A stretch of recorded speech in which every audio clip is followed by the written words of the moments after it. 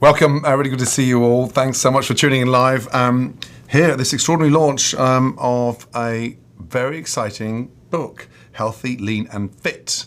Good to see you, Tiffany. Nice to see you, Gordon. How are you? Yeah, very well. Crazy day, an amazing day, and so happy to be back in New York. Just love the energy, love the restaurants, and just, the rain. It makes me feel less homesick, because it's like London, right out there, pissing down with rain, non-stop. Could you tell us a little bit about your new cookbook, Healthy, Lean and Fit? Yep, for me, it's been 5 years in the making. With such a manic, crazy lifestyle, I'm always asked, how do you keep so fit? Chefs have the world's worst eating habits, so we graze. Healthy, Lean and Fit was all about those exciting moments across the week to gear up for an indulgent weekend, train hard, work hard and eat well, and it's a food Bible, especially for someone that is incredibly busy. And sharing those kind of recipes is part of the journey I've been on over the last 5 years, ever since I first started doing the most amazing triathlons. Sounds fantastic. And those of you who are tuning in now, just a reminder, this is Gordon Ramsay's Facebook Live signing. For those of you who haven't pre-ordered, you can head to premiercollectibles.com/Ramsay to get your copy of the book. And if you order now, you can also submit your questions. So now that we know a little bit about the cookbook, why don't we dive into some fan questions? Please. And Gordon is going to be also signing copies of the cookbook. So, Anthony from Kissimmee, Florida wants to know if you could recommend one restaurant every man, woman, and child should experience at least once in their life. What restaurant would it be? In terms of family or just? Yes. Sure. Yeah. Let's go with that one. So I would say the Hell's Kitchen restaurant in Vegas. I'm not just saying that because of my own, but we only opened up in January, and literally there's lines outside the door in the morning. But the fun, the atmosphere, it's like, eating on set because it's just electrifying. So if you could pick one dish from the restaurant, what would it be? It'd have to be Wellington. I feel bad because of the amount I've wasted and thrown in the trash. That's not me. That's part of the contestants overcooking them. I'm sure they go through the bins and rummage around later and eat from the bin. But I would say I'd say the fillet of beef Wellington. We've just come up with the most amazing new Wellington, a lobster Wellington, which is done in a truffle brioche. That sounds delicious. That is incredible. So, Wellington. Wellington's all round. Sounds delicious. Okay, Laura from Rochester, New York says that she's allergic to garlic. What would be a good substitute? Don't kiss your boyfriend. Listen, the way to get over the garlic sort of issue is literally to sort of put a ban on it. If you're allergic to it, then that's not good. So, there's other ways of bringing in that level of heat, spice, and acidity. Whether it's through cumin or fresh garam masala, garlic's not the be and end all. But I like to confit my garlic, and so we confit garlic in olive oil for about 2.5 hours. So it's almost like this puree, buttery, less intense raw garlic flavour. And it's a great way of sort of blending it in through sauces as opposed to eating it raw. I can't stand raw garlic. Not a big fan. Okay, so Nicole from Columbia, South Carolina wants to know which protein is most versatile in your opinion? Good question, Nicole. Multiple. Recently we've been using lots of deer. Very high in protein, incredibly healthy, very little fat. Whether you're poaching it, searing it, or even eating it, venison tartare is incredibly good. So I would say venison stroke guinea fowl. Again, it's almost like a mature chicken, super delicious, incredibly lean, and a nice alternative. Good question. Sean from East Northport, New York says that he's allergic to black pepper. What is a good alternative seasoning? Black pepper is, a basic. Sean, I'm sorry about the allergic. Black pepper. I'm allergic to food critics. Man, they bring me out in a rash. Every time I see one within a 100-mile radius, I just come out in lumps. Being judged by individuals that know less about food than you do. So you have to take that on the chin, stand strong and show some thick resilience. Black pepper. I would go for a citrus salt. Seasoning is important. Cooking is all about the adjustments, and I hate people seasoning at the beginning and big clumps at the end. So just refine the seasoning. How did I get less salt in the food for kids, for instance, eating at home? We make a citrus salt through limes and lemons and oranges and literally zest them all and blend it through the salt so it becomes a lot more fragrant and lighter. And black pepper, you know, that's quite a difficult one then. That's a really good tip, though. Yeah. Kemba from Charleston, Illinois, wants to know, what's the one secret to cooking the perfect salmon? Kemba, that's a really good question. Salmon has the most amazing skin, omega-3 oil. The skin is almost like the fat on a New York ribeye. And so, you know, you can cook 90% of the salmon on the skin and it protects it. And so I like to cook the salmon skin side down, literally 6 or 7 minutes, but leave it to rest in the pan skin side down because it moderates the heat and that skin stops the salmon from overcooking. So even if you're not a big skin lover, once the salmon's been cooked, you can peel off that skin after the salmon's cooked and it protects it so it's nice and pink all the way through and stops it from overcooking. Skin side down, best way. Aldrich from Brooklyn, New York wants to know, what is your favorite Chinese dish? Oh, good question. Chinese food was our sort of go-to pleasure, especially growing up with mum and dad. It was like a treat at home. So we have the most amazing Chinese restaurants across the UK. Indian and Chinese are two of the most favoured, you know, cuisines across the UK. So I would go for like an amazing braised pork belly, Szechuan pepper over beautiful egg fried rice. Love Chinese food. Love it, love it, love it. Oh man. Orion from Charlottesville, Virginia wants to know if you could wish him a happy birthday, and also wants to know, what is your all-time favorite meal? Good question. You know, happy birthday first off. I always get that question asked about, you know, what would you eat on death row? I'm not that bad. I'm never going to be on death row, so let's get that right. And secondly, let's be honest, that last meal is always going to be through a tube or a smoothie. And the last meal you'll eat at 80, 90 years of age, you'll have no idea you're actually eating it. So I'm indulging now and pretending these amazing dinners and lunches are my sort of last meals. What would I do? An amazing ravioli as an appetizer, ravioli lobster. And then for my main course, I'd go for a beautiful tornado rossini, like a fillet. And then for dessert, it'd be like a chocolate fondant with a sort of milk ice cream and a proper indulgence in terms of.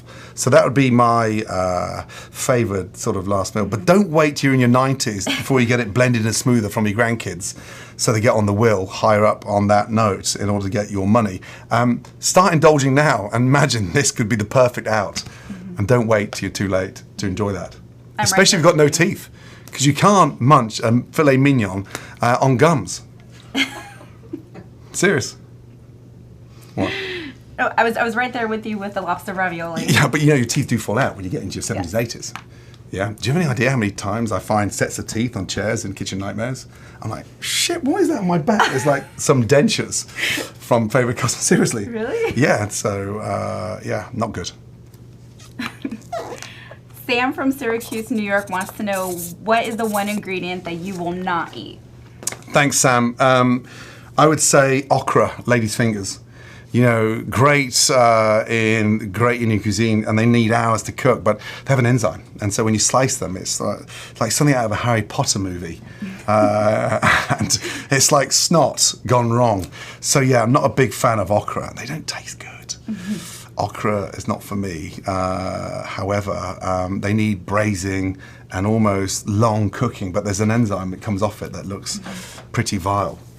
Yeah, not good. Erin from Palmer, Alaska wants to know, what is your go-to pre-workout snack? This is perfect. It actually ties into the cookbook. Yes, pre-workouts. So I'm not a big fan of eating, you know, substantial anything before a workout. Depends what it is. Swimming, for instance. I went for a swim as soon as I landed last night from London. I would do a beautiful oatmeal with some marinated prunes or dates or caramelized banana. And then if I was going for a post-perfect meal, it would be sauteed chicken or a beautiful piece of grilled fish.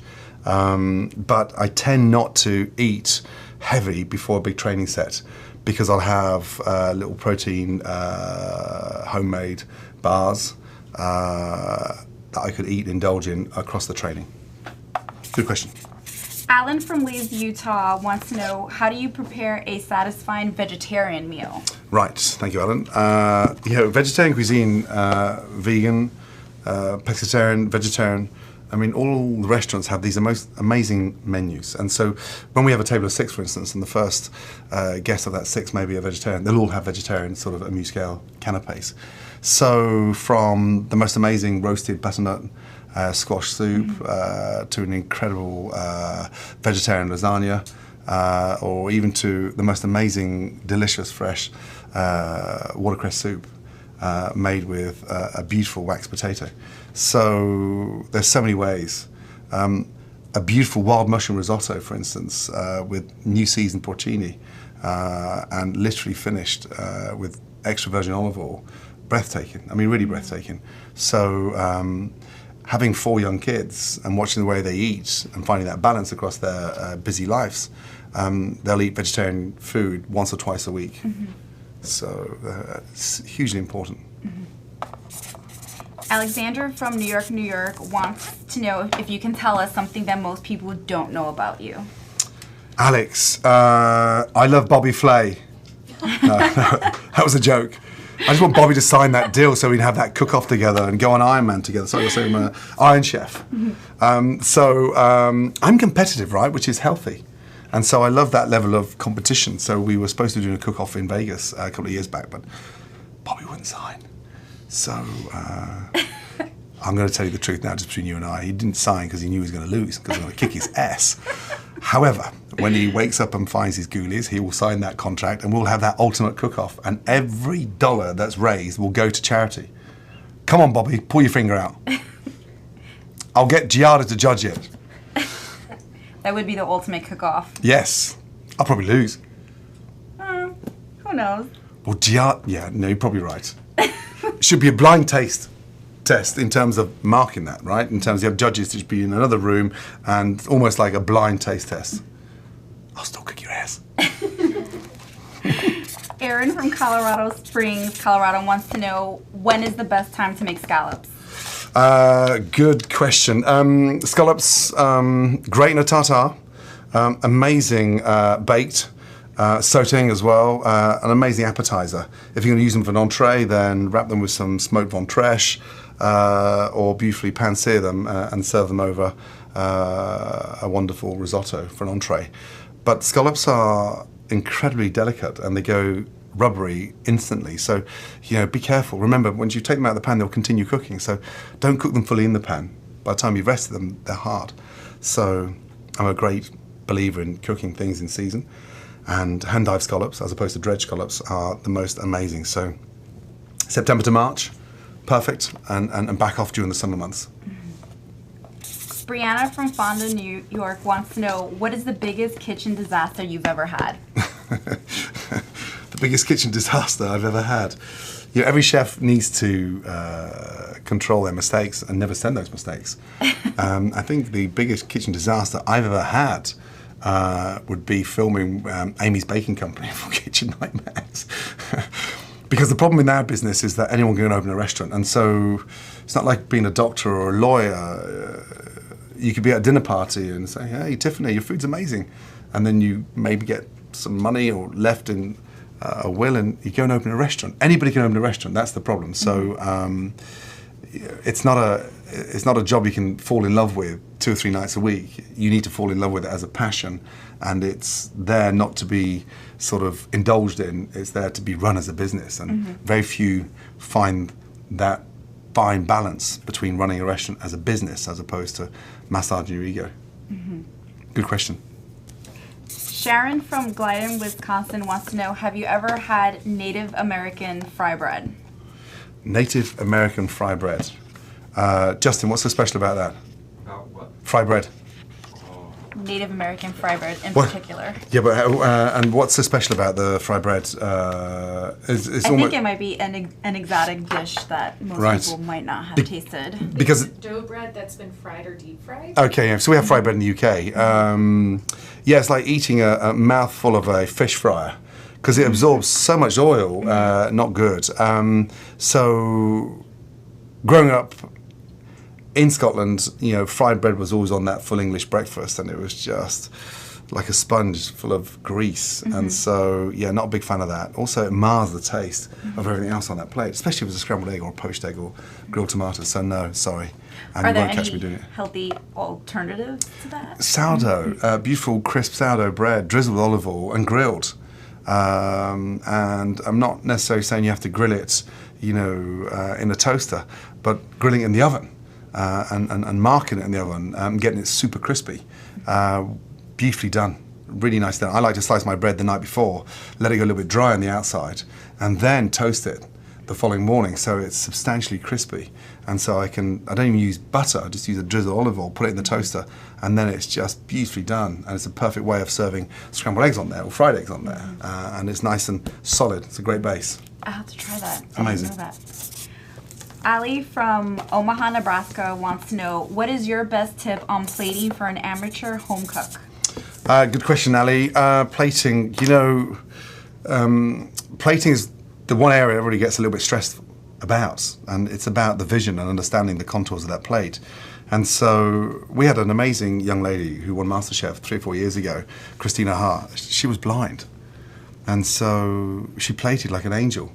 And we would get the zucchini, the shallots, the filet mignon, the garnish, the mushrooms, and together, you know, would plate this raw. And so you create this vision in your mind. So don't be scared prior to cooking your dinner.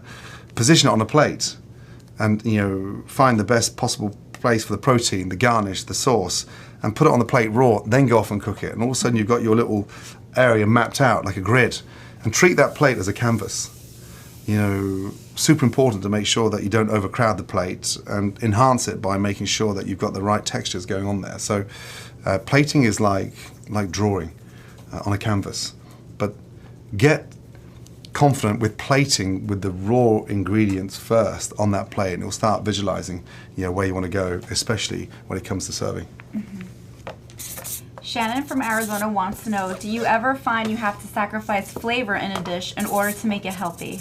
No, not at all. Good question, Shannon. I'll tell you why. You know, there's a point with food that it reaches its peak. And, you know, this book, you know, Healthy, Lean and Fit, is not a diet book. It was just, you know, how I eat and what I do to look after myself. Chefs have the world's worst diets anywhere in the world, and we graze. And any chef that would tell you they eat dinner before they cook dinner is a liar, because you can't. You sit down and you eat, and you're lethargic, you haven't got the energy, and so you don't taste things. And so we don't eat dinner before cooking dinner. We taste in these small little mouthfuls each and every time. So it's about finding the balance between knowing when something's perfectly done, identifying that the ingredients, for me, is paramount. The better the ingredients, the little it needs doing to it. You know, I've had chefs recently that have turning carrots into beetroot and beetroot into carrots, and it's just it's so long-winded because it's delivering nothing. You can't really taste the beetroot, you can't really taste the carrot, but they look weird. So every ingredient has its sell-by maximum impact on that DNA of flavor, and I'll never sacrifice the quality of something to make it healthier. You just have to be careful with the incorporation of your finishing, your seasoning, your butter or cream if necessary. Rebecca from Folsom, California wants to know, what's your opinion on barbecue? Should it be slow smoked or should it be low and slow? Yeah, it's a good question, Rebecca. It depends what cut it is. You know, whether it's a tri-tip, barbecuing wings, or even ribs. I love slow cooking ribs first and getting them beautifully tender, glazing them, and then finish them on the barbecue.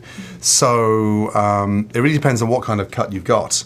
You can barbecue fish, you know, from raw, beautifully on the barbecue, skin side down. But there's certain proteins like chicken drums, chicken thighs, that I prefer to either blanch, part roast, glaze them, and then finish them on the barbecue.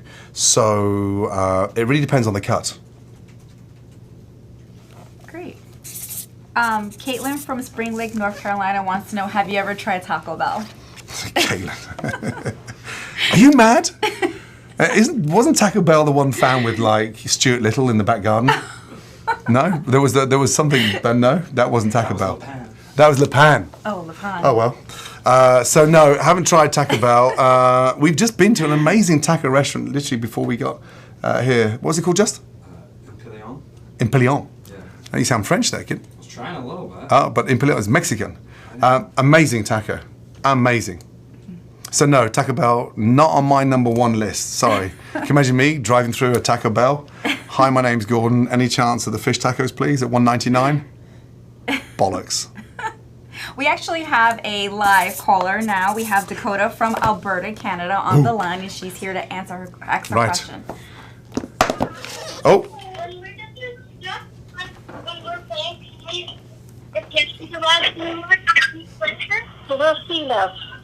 Hi, Dakota. Oh, hello, how are you? I'm very well indeed, thank you. How are you? Where are you? I just got home. I just picked up my kids from school. Fantastic. School is out early. What's for dinner? I have no idea. I was thinking maybe pork chops, but my daughter's sick, so it's chicken noodle soup. Yeah, well, good idea not to give them the pork chop, especially if one of them's not feeling very well. Chicken noodle soup, great idea. Any vegetables in the fridge? I think I've got peppers, and I have cucumbers. Right. I've got carrots. A beautiful roasted carrot soup this time of year, tremendous. Tilly, our youngest, was not feeling too good last week after water polo training. So I got the peppers and tomatoes and roasted them and then blitzed them with vegetable stock and made this amazing roasted vegetable soup, and she absolutely loved it. So great for the kids, especially when they're feeling a little bit ill. Well, now I'm going to have to find a recipe because that sounds good. I would eat it. So nice to talk to you. Then I would actually learn how to roast vegetables. I've tried it once and I didn't do very well. So the secret behind roasting vegetables beautifully is making sure they're cut up evenly so they cook approximately at the same time.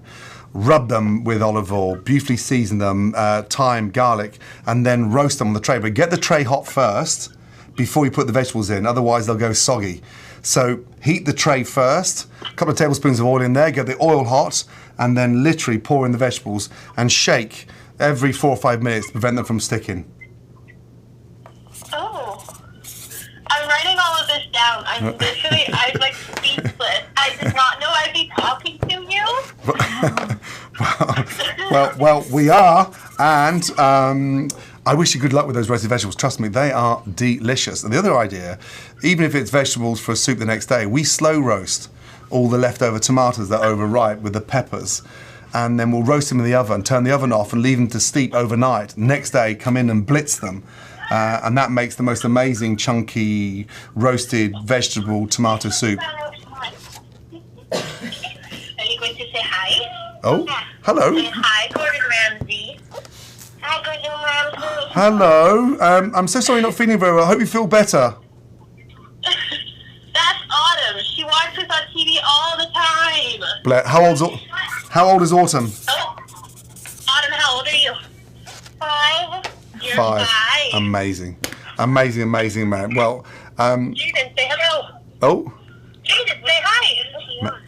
You know Gordon Ramsay? You know Master Chef? Yeah. That's him right here. How many children do you have? Say hello. Hi. Hello, mate. That's a busy household. I've got one whose birthday is November, and then the oldest will be 9 in January. Wow. And what date in November is his birthday? 16. Oh, wow. So Tilly and I share the same birthday. We're November the 8th. Your birthday's just after Autumn. Yeah, see? There you go. And Matilda rightly so. So, hey, Dad, you've had enough birthdays. Time to celebrate mine. God bless her. Well, good luck tonight. Send me a picture of those roasted vegetables, will you, please? Yeah, I'm going to have to, because I don't know what I've always done wrong. Right. Now maybe you're figured it out. Yes. Nice talking to you. And I have a question before you go. Of course. When I cook meat and fish, I either overcook it or I undercook it. What am I doing wrong? Right. Let's talk about the meat first. Give me an example. What meat you've been using? Well, my kids love roast, and my husband loves roast. Mm-hmm. So the average roast needs between sort of 25 and 30 minutes per kilo. So depending on what you've got size-wise, always time it against the weight of the roast, whether it's a shoulder, a leg, and just check, either online or with your butcher, the net weight, because that should be the appropriate time. And also give yourself enough time to let it rest. So I always like to let my meat rest for as long as I cook it. So if I'm roasting it for 2 hours, I'll literally let it rest for 2 hours. So it cooks evenly, but as it rests, it continues cooking in the inside. Oh, maybe that's Mommy's mistake, is not letting it rest. And then the fish, the most important thing about the fish, especially if it's so delicate, is just lightly flour it and then pan fry it so it holds together better. And then start off with a touch of olive oil and finish with butter. Too many people cook fish in butter to begin with. The butter burns, the fish breaks up, and of course it disintegrates. So lightly floured, teaspoon of olive oil, and then finish with the butter 2 minutes before the fish comes out, and never turn it. Every time you turn fish in a pan, you're going to break it. So leave it thick side down, skin side down, and baste it with the butter at the end. And good luck. It'll be interesting to see. Maybe I'll get it right now, because I've watched you for years, and well, it doesn't turn out as pretty. No, but if you've been watching for years, just for one dinner party only, stop drinking bloody wine whilst you're cooking. Wait till the food's cooked first before you get yourself a glass of wine. I should. My mommy should just switch it. My kids are looking at me like, you're weird. Oh, no, well, you'll be fine. Listen, good luck. Thank you. And I hope the little one gets better quickly. Autumn, what do you say? Take care, darling. Bye, Autumn. Bye, darling. Jaden, what do you say? But don't shout at me. Get to bed. Do your homework. Thank you. Bye. Take care. Bye, darling. Bye-bye now. Bye-bye. Bye-bye. Wow. Okay. Man, we should do more with these books, honey. That was great. So for those of you joining us, we're here with Gordon Ramsay's live signing. There's still time to order a signed copy of his new cookbook, Gordon Ramsay's Healthy, Lean, and Fit. You can go to premiercollectibles.com/Ramsay. And I think we have time for a few more fan questions. So Georgia from Carmichael, California wants to know, what do you think of air fryers? Hi, Georgia. Yeah, really good question. So air fryers. We have 3 daughters. 2 of them are off to college, and they use them constantly because it's an amazing way of getting crispiness without having to fry anything in oil. So it's convection air, turns it crispy. I think it's a really good thing to roast vegetables in, and they are sort of little pocket, sort of mini, almost like self-contained little ovens, easy to clean, and incredibly healthy. So it's funny because for Christmas last year, I got both my girls air fryers, and now they're putting fruits in there and air drying the fruit, so they snack on them during the day. Easy to clean and really, really cheap, which is great news. Great. Brenda from Glenburn, Maine wants to know, what is your go-to staple snack item? Hi, Brenda. Snack. So, God, that's a really good question. So, I'm really obsessed with burgers. Okay, so we have a burger store in Vegas, and it's just an amazing process to nail a beautiful burger. So once I've trained and I've burnt 10,000 calories, and I've come off a big swim or a cycle for 4 or 5 hours, I will literally go to a drive-through in and out. Mm-hmm. And I'll wind the window down, and I'll ask for a double-double, animal style, and they recognise me, and they give me lots of extras. That's great. So I just stack them, jump in the back seat, and eat them on my own. That's funny because somebody actually had a question, and they wanted to know if you enjoy In-N-Out Burger. I love In-N-Out Burger, honestly. Yeah. I just wish they'd open up in bloody England, because those drive-thrus are amazing, and they're great fun. So I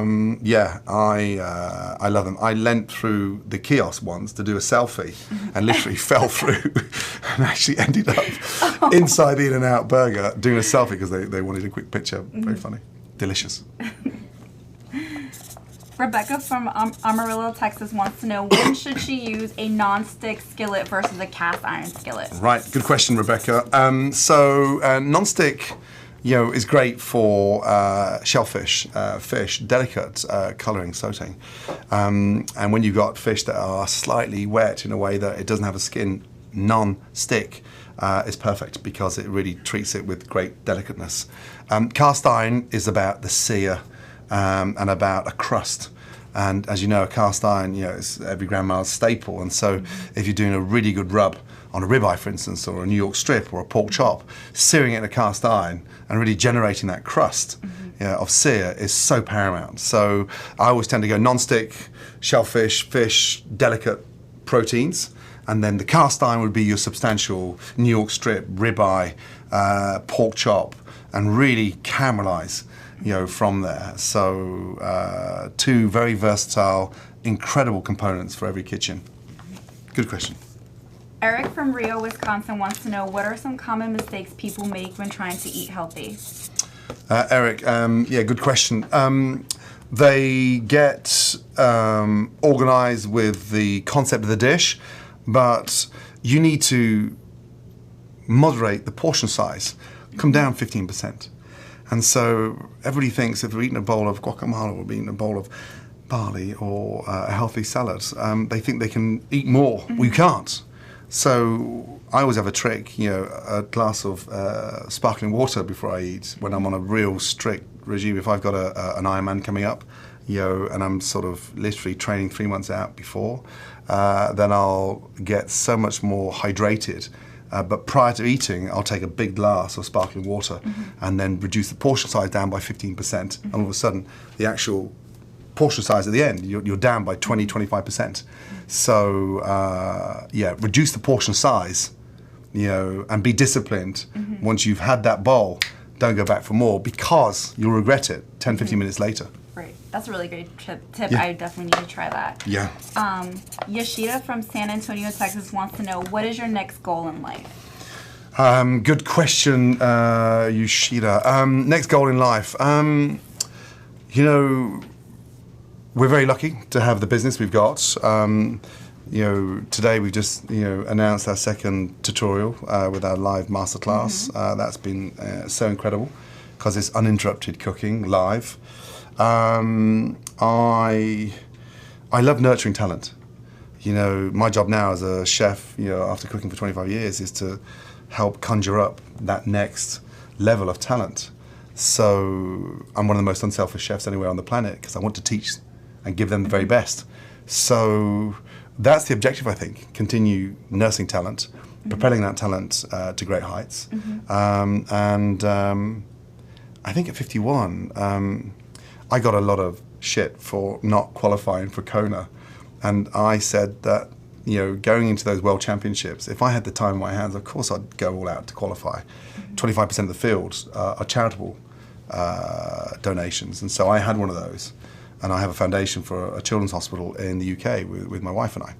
And so putting back in and training like that and crossing that line, my goal now, I suppose, is to actually take some more time out and actually qualify in my age group. But anyone between 48 and 52, my age group are qualifying for the World Championships in Ironman in sort of 9 hours 20. That's a super fast time, and it's very hard to achieve. So I suppose that's the ambition, so I can silence my critics and hopefully qualify down the line, providing I eat well and stay out of bloody In-N-Out burgers.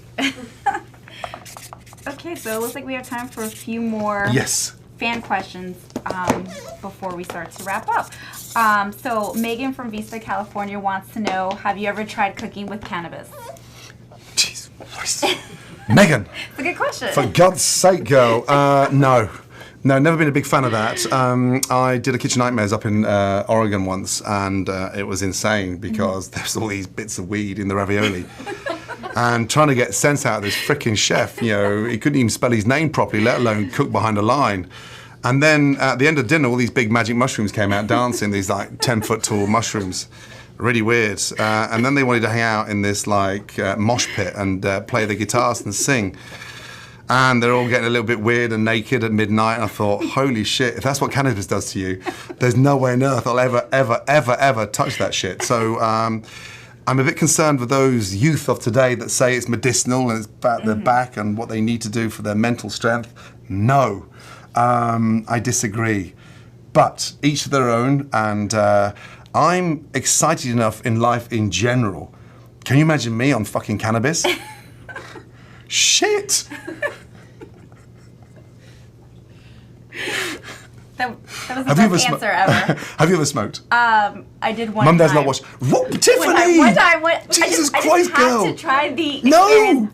But then I stopped, and you'd be so proud because all it did was make me hungry. Right. I immediately wanted to go to Fridays and get appetizers. So Jesus Christ, your mum and dad are watching. Shit, all that Sorry, investment Mom. through college, the money hasn't been paid back yet, and now Tiffany's a dopehead.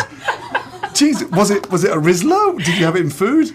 Oh, no. I don't know. My friend gave me something. I was on the way to Kimmel once to do an amazing show, and we're stuck in traffic outside the freeway, and this guy was in front of me, an English guy. He said, "Hey, you're a Fat Boy Slim," and he threw me this ball of marijuana. It stank, and because I was from England, he thought, "Fat Boy Slim DJ, he must be smoking," and the smell of this stuff was so. Anyway, as we're turning around the corner, there was this like block of shops, and there was a couple of guys hanging on the street. I gave it to him. You should have seen his face. It lit up like it was Christmas Day. He could not believe it. He was there with a cardboard box. Please, may I have $2 for dinner? I said, fuck that. You've got an ounce of cannabis. From me, take it. I've never seen a tramp run so fucking fast in all my life. I swear to God, it was hilarious. But the smell in the car, I was like, shit, I smell of weed. Yeah, it's really strong. Yeah. Okay, Man. so why don't we end our fan questions on that note? Yes, I can't believe you did that. It was a long time ago. But where was the inner strength to say, no, I don't need that in my life? It's peer pressure. Oh, Tiffany!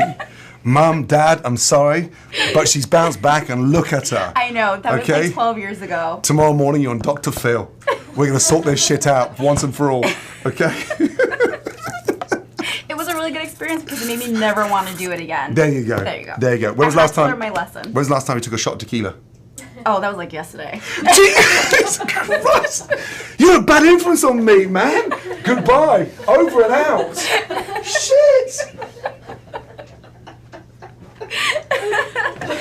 Oh, man. Mum, if you're watching in Scotland, I've never done it, I promise you.